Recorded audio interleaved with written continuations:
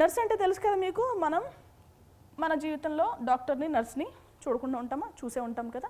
So నర్సుకు సంబంధించిన కోర్స్కి ఎలాంటి ఇబ్బంది ఉండదు. నర్సెస్ అనేవాళ్ళు హాస్పిటల్స్కి చాలా ముఖ్యం, ఓకేనా.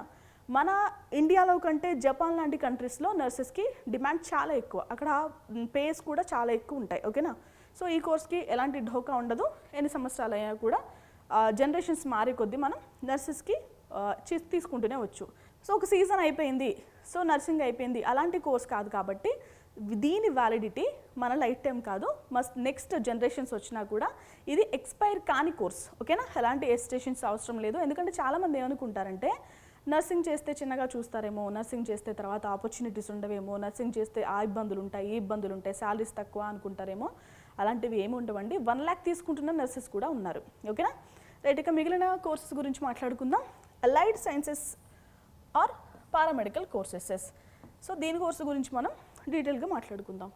So allied sciences and paramedical కోర్సెస్లో మనకి first BPT, bachelor of physiotherapy. ఇది 4.5 సంవత్సరాల కోర్స్ అండి, ఇంక్లూడింగ్ ఇంటర్న్షిప్. ఎవరైతే ఇంటర్లో పీసీబీ అంటే ఫిజిక్స్, కెమిస్ట్రీ, బయాలజీ చేస్తారో వాళ్ళందరూ ఎలిజిబులే. Treatment of physical disabilities, rehabilitation, exercises, electrotherapy, అలాగే మాన్యువల్ థెరపీ. కెరీర్స్ ఎలా ఉంటాయండి అంటే physiotherapist in hospitals, sports clinics, rehabilitation centres, research, private practice. So physiotherapy చేసిన వాళ్ళ ఆపర్చునిటీస్ ఏంటండి అంటే మనం ఫిజికల్గా కూడా ఒక ఫిజియోథెరపిస్ట్ని అపాయింట్ చేసుకోవచ్చు. ఇప్పుడు మీరు స్పోర్ట్స్కి సంబంధించిన వ్యక్తి అనుకోండి, మీరు ఎప్పుడు మీ చేతులు కాళ్ళు ఊరికే ఆడిస్తూ ఉంటారు కాబట్టి, లేదంటే ఏదైనా పట్టినా కూడా ఫిజియోథెరపిస్ట్ అనేది చాలా అవసరం, ఓకేనా. వాళ్ళు వచ్చి మనకి మసాజులు చేయడం, వాళ్ళకి తగ్గ ట్రీట్మెంట్స్ వాళ్ళు చేస్తారు.